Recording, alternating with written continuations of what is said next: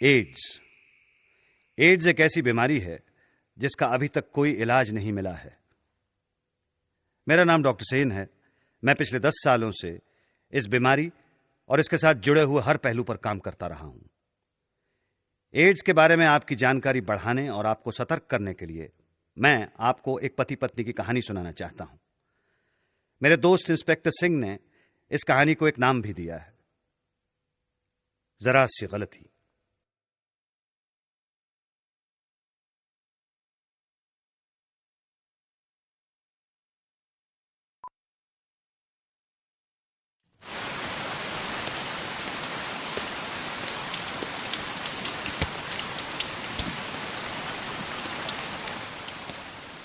नेकीलाल के हाथ में जब अपनी पत्नी बिमला की ब्लड रिपोर्ट आई तो बाहर बरसात हो रही थी।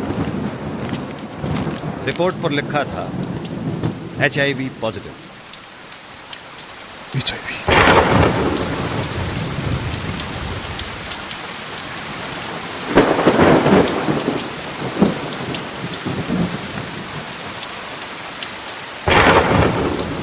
उसकी पत्नी बिमला का मुस्कुराता चेहरा उसकी नजरों के सामने आ गया। हर कड़कती बिजली के बाद हो जाने वाले अंधेरे में उसे अपनी और अपनी पत्नी की मौत दिखाई देने लगी।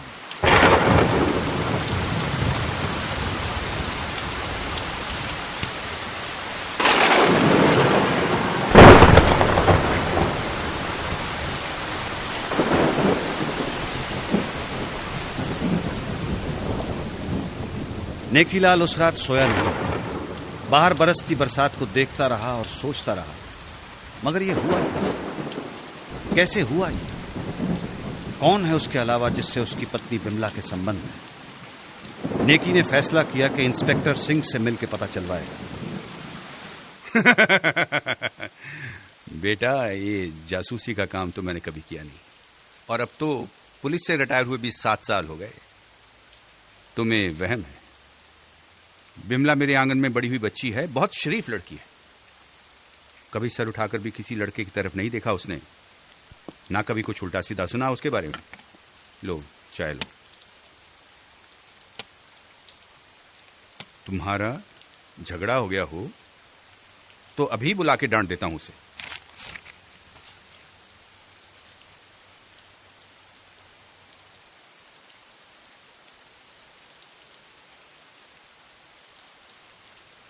बिमला को HIV? मतलब एड्स?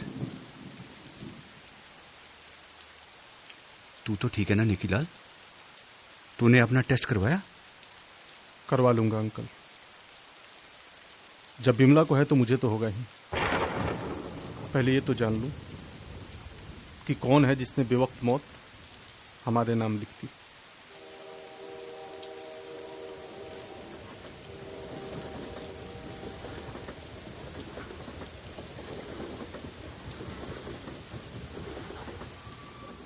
सांस लो, सांस लो, सांस लो।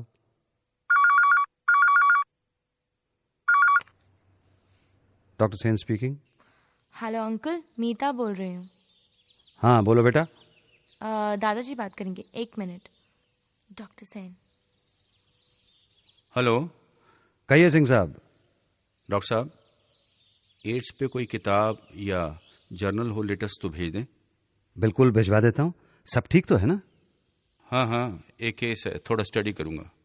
कोई क्रिमिनल केस है क्या? नहीं भाई, अपनी जान पहचान वाले हैं कोई। ओह ठीक है, मैं भिजवाता हूँ। Thank you. ये कैसे बंद होता है बेटा मोबाइल? दादाजी, इस केस में क्या मैं आपकी मदद कर सकती हूँ? जरूर। Thank you.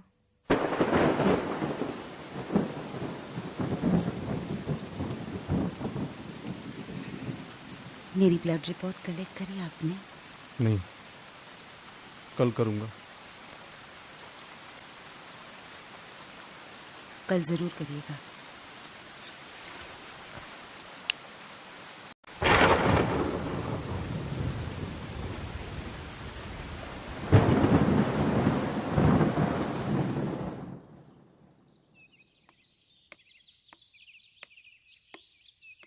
मीता ने जब पर्दा खोला खिड़की का तो सुबह की रोशनी सीधी उसके दादाजी पर पड़ी, जो अपनी मेज के सामने पढ़ते पढ़ते सो गए थे। मेरी भेजी हुई किताब थी उनके हाथ में, एड्स पर। मीता ने खुला हुआ पन्ना देखा और पढ़ने लगी। सबसे पहली बात जो मीता की समझ में आई वो ये थी कि यह बीमारी किसी को भी हो सकती है, भले वो अमीर हो या गरीब। किताब पढ़ते पढ़ते बहुत से सवाल उठे मीता के दिमाग में।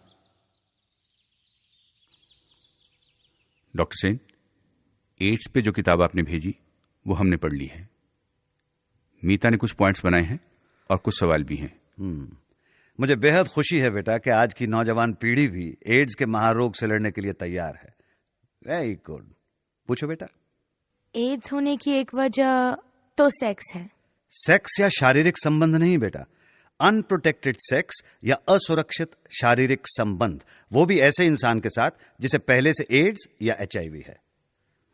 ये एचआईवी और एड्स में क्या फर्क है डॉक्टर साहब? सिंह साहब, पहले तो यह समझ लें कि एड्स है क्या। ये एक ऐसी बीमारी है जिससे आपके शरीर के अंदर ऐसे कीटाणु या विषाणु पैदा होते हैं जो आपकी किसी भी आम बीमारी से लड़ने की ताकत को आहिस्ता आहिस्ता खत्म कर देते हैं। यहां तक कि इंसान मामूली जुकाम से मर सकता है। मामूली जुकाम से भी? हां बेटा। अब मैं आपको एचआईवी और एड्स का फर्क समझाता हूं। एचआईवी एक ऐसा वायरस या विषाणु है जो एक अरसे के बाद एड्स की स्थिति पैदा करता है। ये एचआईवी के विषाणु या जर्म को एड्स की स्थिति पैदा करने में कितना समय लगता है? 2 से 7 से 10 साल भी लग सकते हैं। अगला सवाल क्या है बेटा? एड्स होने की दूसरी वजह ऑपरेशन, इंजेक्शन या ब्लड लेना। बेटा, ऑपरेशन से एड्स नहीं होता। हाँ, अगर ऑपरेशन करने के लिए जो इंस्ट्रूमेंट्स या औजार इस्तेमाल किए जा रहे हैं उन्हें अगर ठीक ढंग से साफ या स्टेरिलाइज नहीं किया गया हो और उन पर यह विषाणु मौजूद हो तो यह हो सकता है। दूसरा, इंजेक्शन या टीके की सुई। आजकल तो डिस्पोजेबल या एक बार इस्तेमाल करने वाली सुई लगाते हैं, लेकिन कई केसेस में कई लोग एक ही सुई से नशीली दवाएं लेते हैं, यानी कि ड्रग्स। ऐसे केसेस में एचआईवी के फैलने का बहुत ज्यादा खतरा है। तीसरा सवाल क्या है बेटा? ब्लड लेने से? ब्लड लेने या देने से पहले एचआईवी या एड्स का टेस्ट कराना बहुत जरूरी है, बल्कि इट्स अ मस्ट, ताकि किसी भी एचआईवी के शिकार इंसान का खून किसी दूसरे तक ये बीमारी ना पहुंचा सके। डॉक्टर साहब, किताब में तो लिखा है कि दांत निकलवाने या कान छिदवाने से भी हो सकता है। सिंह साहब, दरअसल एड्स खून, सीमन या वीर्य, वेजाइनल फ्लूइड्स या पस या मवाद द्वारा फैलता है और किसी एचआईवी या एड्स के मरीज के जरिए ही फैलता है। तो अगर एक डेंटिस्ट अपने इंस्ट्रूमेंट्स या औजार ठीक तरह से साफ या स्टेरिलाइज नहीं करता है तो एड्स हो सकता है। और कान छिदवाने से अंकल?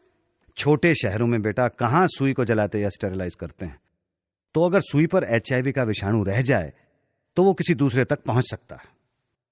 एड्स का कोई इलाज है अंकल? अभी तक तो ये बीमारी लाइलाज है बेटा, पर अगर जल्दी पता लग जाए तो जीवन में थोड़ा बदलाव लाकर कुछ दवाइयों की मदद से जीवन लंबा और सुखदायी हो सकता है। एनी अदर क्वेश्चंस बेटा? No uncle. सिंह साहब, वैसे मुझे पूछना तो नहीं चाहिए, लेकिन शायद मैं कुछ मदद कर सकूं, इसलिए पूछ रहा हूं। किसे हुआ एड्स? पर ये सवाल पूछ क्यों रही हो? झूठ मैं आपसे बोल नहीं सकती और सच बता नहीं सकती। क्या करूं? अच्छा, पूछो। क्या नेकी भैया के अलावा आपका कोई बॉयफ्रेंड था? मीता, था या नहीं? प्लीज। नहीं। सवाल ही नहीं पैदा होता चचा जी। तुम्हारा या बिमला का कोई ऑपरेशन? जी नहीं। क्या आपको कभी ब्लड चढ़ाया गया है? नहीं। इंजेक्शन तो लगे होंगे? जी, इंजेक्शन तो हमेशा डिस्पोजेबल से नहीं जिया? पढ़ा लिखा हूँ चाचा जी, हमेशा डिस्पोजेबल से नहीं। आपने अपने कान कब और कहाँ छिदवाए थे? बचपन में मेरी मम्मी ने जो सुई होती है ना, उसे गर्म करके सीधे कान में डाल दी। हाँ, पिछले दिनों डेंटिस्ट के पास गए थे। बिमला ने अपनी वो अक्कल दाढ़ निकलवाई थी। डेंटिस्ट का नाम और पता? डॉक्टर चड्ढा। वैसे तो मिस्टर सिंह, बतौर डॉक्टर मैं अपने किसी मरीज के बारे में कभी किसी को कुछ नहीं बताता हूं। मगर आपको डॉक्टर सेन ने भेजा है और मामला एड्स का है, इसलिए। मेरी एक पेशेंट थी, दांत के ऑपरेशन के बाद उसका जख्म नहीं भर रहा था, तो मैंने उसका ब्लड टेस्ट करवाया, तो पता चला उसे एड्स था, एडवांस स्टेजेस पर। खैर ये 6 महीने पहले की बात है। उसके बाद मैंने अपने सारे इंस्ट्रूमेंट्स औजार बदल दिए। क्या नाम था पेशेंट का? टी कुमारी। टी कुमारी।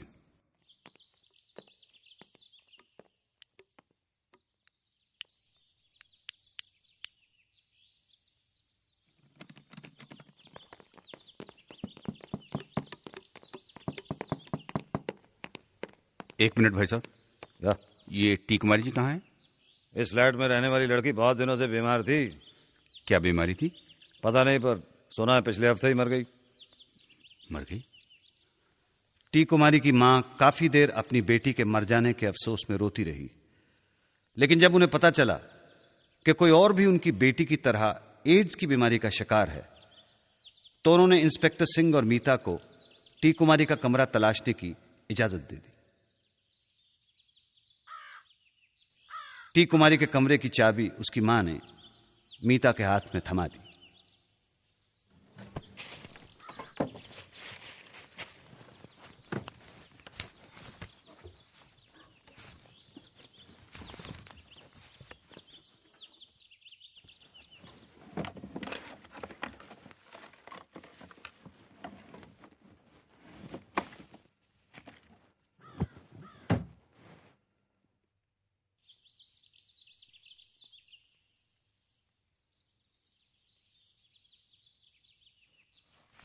दादाजी, मोबाइल मिला है, पर बैटरी नहीं है। तुम्हारे पास चार्जर है? जी। लगा कर देखो।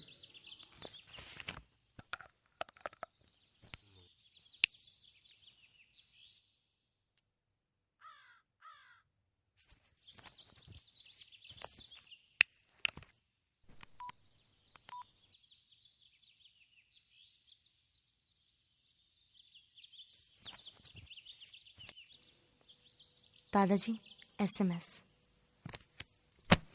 टी कुमारी के कमरे में नेकी की तस्वीर देखकर और मोबाइल पर लिखा मैसेज पढ़कर इंस्पेक्टर सिंह सारी बात समझ गए। नेकी को बुला लो, केस सॉल्व हो गया। कमरे में खामोशी थी। नेकीलाल भी चुप था, इंस्पेक्टर सिंह भी और मीता भी। इंस्पेक्टर सिंह समझ नहीं पा रहे थे कि नेकीलाल को सच्चाई कैसे बताएं। नेकीलाल परेशान था कि सब खामोश क्यों है, फिर उससे रहा ना गया। आप कुछ बोल क्यों नहीं रहे हैं?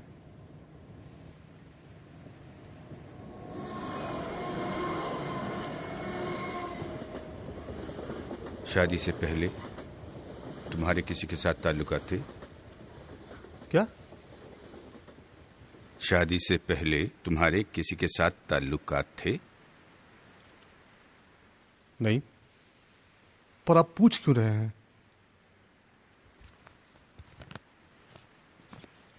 ये तस्वीर तुम्हारी है? हाँ। तस्वीर के पीछे लिखा है to Kumari with love, thanks Neki. नहीं, मैंने नहीं लिखा। पक्का तुमने नहीं लिखा? जी नहीं। तुम्हारे टी कुमारी के साथ कोई संबंध नहीं थे? नहीं। तो फिर टी कुमारी ने अपने मोबाइल पे अनसेंट SMS क्यों टाइप किया, जिसमें लिखा था Neki I am dying, hope like others you are not infected. Neki मैं मर रही हूं, आशा है मेरी बीमारी तुम तक नहीं पहुंची होगी।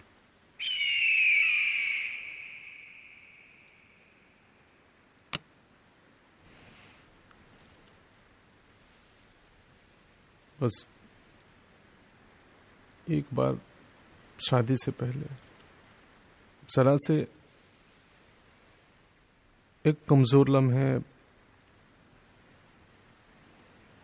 मैं जरा सी गलती, जरा सी बेसब्री, जरा सी लापरवाही आपकी जिंदगी को जरा सा कर देती है।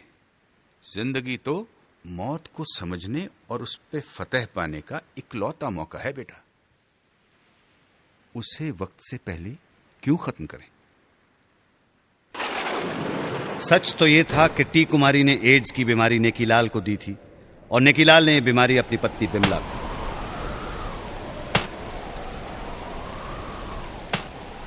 घर में यह बात जब बिमला को पता चली तो उसके अंदर तूफान सा उमड़ आया। फिर भी वो चीखी नहीं, वो चिल्लाई नहीं, नेकी की तरफ पलटी भी नहीं। अपने गुस्से और अपने दर्द को अंदर ही पीती रही। हां, मगर कुछ देर बाद बोली जरूर। मुझे अपने मर जाने का कोई डर नहीं, और न ही तुम्हारे मर जाने का कोई अफसोस।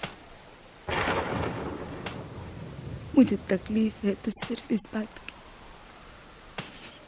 कि वो नन्ही सी जिंदगी जिसे तुम और मैं मिलकर इस संसार में ला सकते थे, संवार सकते थे,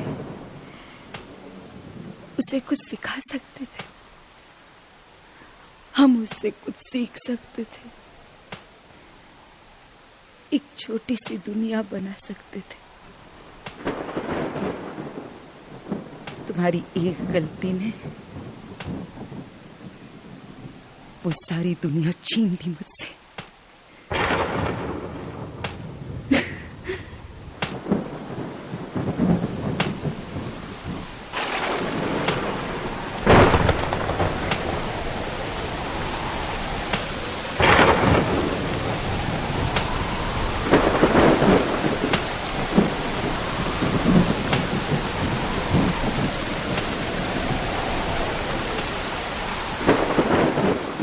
मैं रहूंगी तो यहीं पे, पर मुझसे कोई उम्मीद मत रखना किसी भी तरह की।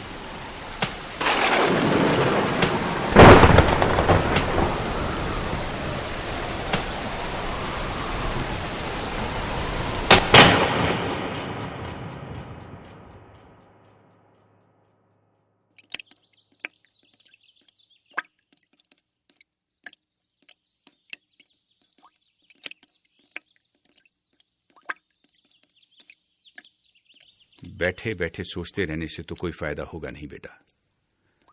जो हालात हैं उनका बहादुरी से मुकाबला करो। तुम पढ़ी लिखी लड़की हो, खुद को संभालो और नेकी को भी सहारा दो। हम तो हैं ही तुम्हारे साथ। अब बचा ही क्या है चाचा जी।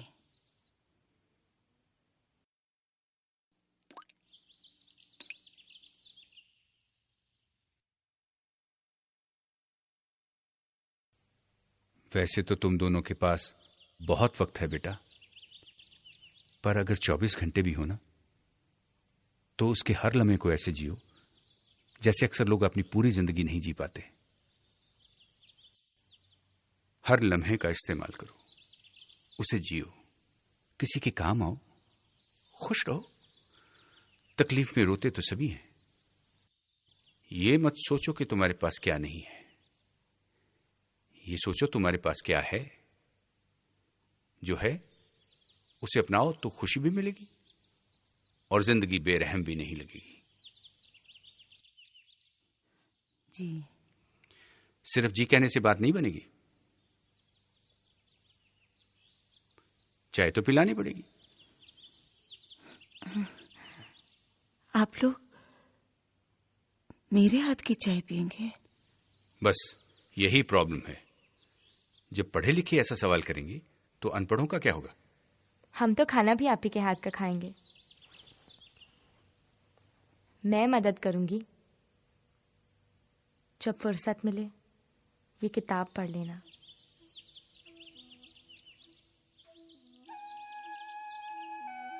मीता ने जब मेरी दी हुई एड्स पे किताब बिमला को दी तो बिमला ने अपने आप को उसमें झोंक दिया। दिन रात वो किताब पढ़ने लगी और एड्स के हर पहलू को अपने अंदर समोने लगी। पहले तो उसकी समझ में यह आया कि एड्स की बीमारी शारीरिक संबंध के अलावा भी कई और वजहों से हो सकती है। दूसरा, HIV के विषाणु को एड्स की स्थिति पैदा करने में काफी समय लग जाता है। वो किताब में इतनी डूबी थी कि नेकी ने कब चाय रखी, चाय? कब उससे कहा ऑफिस जा रहा हूं, उसने सुना ही नहीं। ऑफिस जा रहा हूं। अगली जरूरी बात जो बिमला की समझ में आई वो ये कि नेकीलाल और बिमला चाहें तो बावजूद इस बीमारी के लंबे अरसे तक अच्छा जीवन जी सकते हैं। इन सब बातों की जानकारी से बिमला का रवैया अपने पति और इस बीमारी की तरफ काफी बदल गया और वो अपने पति के साथ मिलकर इससे लड़ने के लिए तैयार हो गई।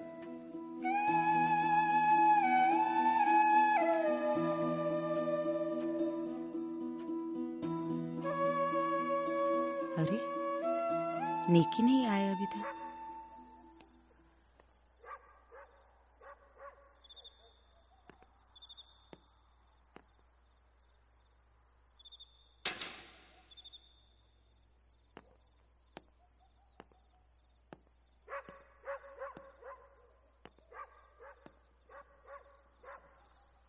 नेकीलाल उस रात सुबह 4 बजे घर लौटा।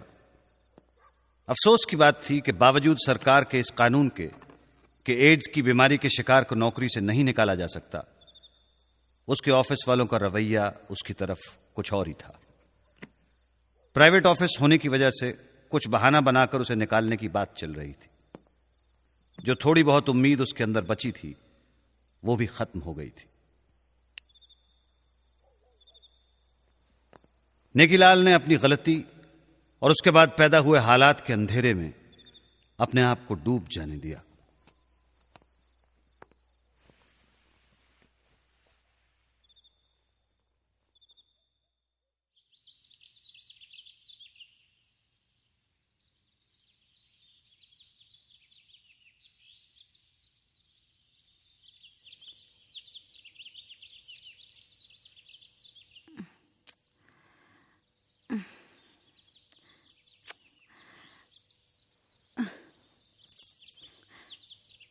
अरे आप कब आए?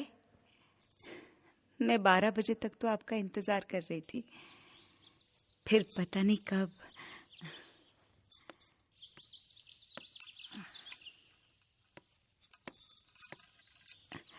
आप चाय पियेंगी या सीधा नाश्ता ही करेंगे?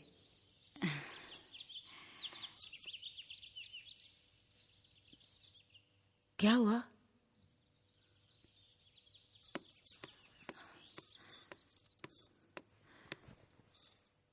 क्या हुआ? मेरी एक गलती ने तुमसे सब कुछ छीन लिया।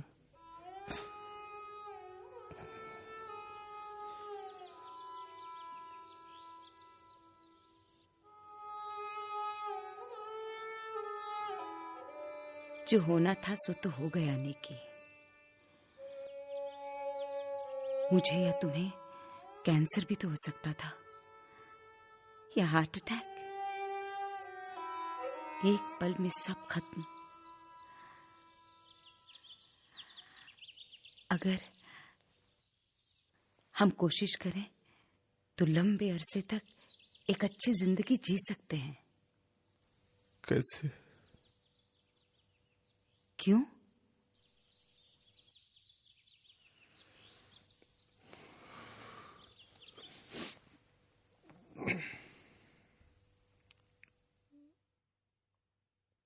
ऑफिस में पता चल गया है सबको।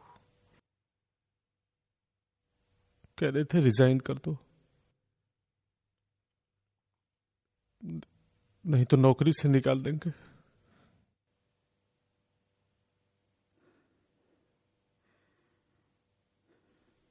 किसी बीमार के साथ ऐसा सुलूक करने वाले लोग भी दुनिया में हैं, ये जानकर बिमला तिलमिला उठी, गुस्से से खड़ी हुई, कुछ सोचा, फिर गोली की रफ्तार से अपने सारे जेवर निकाले,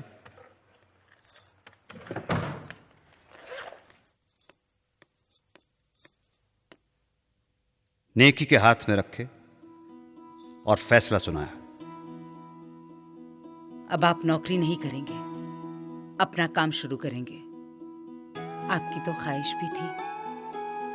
मेरी सरकारी नौकरी है, निकाल नहीं सकते। जो कुछ जमा किया है वो हमारे इलाज के काम आएगा।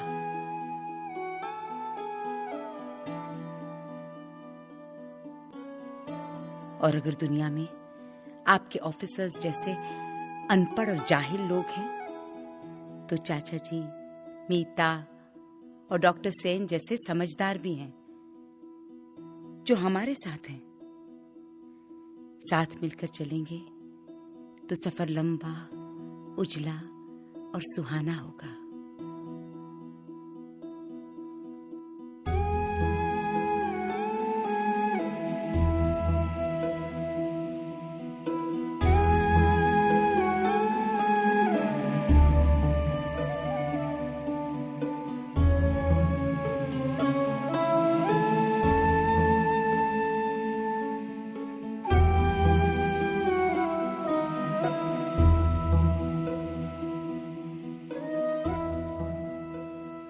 नेकी और बिमला आज से यहां अपना इलाज शुरू करवा रहे हैं। देखा आपने, जरा सी गलती, जरा सी बेसब्री, जरा सी लापरवाही आपकी जिंदगी को जरा सा बना सकती है। अपनी जिंदगी को वक्त से पहले खत्म ना करें। एड्स से बचें। सुरक्षित शारीरिक संबंध के लिए कॉन्डोम या निरोध का इस्तेमाल करें। संयम रखें। अपने पति या अपनी पत्नी के अलावा किसी और से शारीरिक संबंध न रखें। बताओ डॉक्टर, एक छोटा सा मशवरा है मेरा। आप अपने बच्चों की शादी से पहले भले ही उनकी जन्मपत्री ना मिलवाएं, लेकिन उनका HIV टेस्ट जरूर करवाएं। सजग रहें और एड्स से बचें। याद रखें, एड्स इनसे नहीं फैलता, मच्छर या कीटों से। एड्स के मरीज के साथ हाथ मिलाने से, गले लगने से या केवल होंठों के चुंबन से एड्स नहीं होता। उसके साथ रहने से, उसके कपड़े धोने से या उसके घर की चीजें इस्तेमाल करने से एड्स नहीं होता। वही टॉयलेट सीट, बिस्तर या बर्तन इस्तेमाल करने से एड्स नहीं होता। एड्स के मरीज की खांसी, छींक, लार या आंसुओं से एड्स नहीं होता। एड्स के मरीज के हाथ से बना खाना खाने से एड्स नहीं होता। एड्स के मरीज का जूठा पानी पीने से एड्स नहीं होता। एड्स के मरीजों को अपनाएं, उनका जीवन सुखमय बनाएं। अगर आपको एड्स है तो एड्स के साथ जीना सीखें। सबसे पहले डॉक्टर से मिलें। हिम्मत ना हारें, आशावादी रहें तो जीवन लंबा होगा। साफ सुथरा और स्वस्थ जीवन जिएं। किसी भी तरह के नशे का प्रयोग न करें। दवाइयों का प्रयोग करें, इससे आयु बढ़ जाएगी और जीवन जीने के काबिल बन जाएगा। सजग रहें और एड्स से बचें।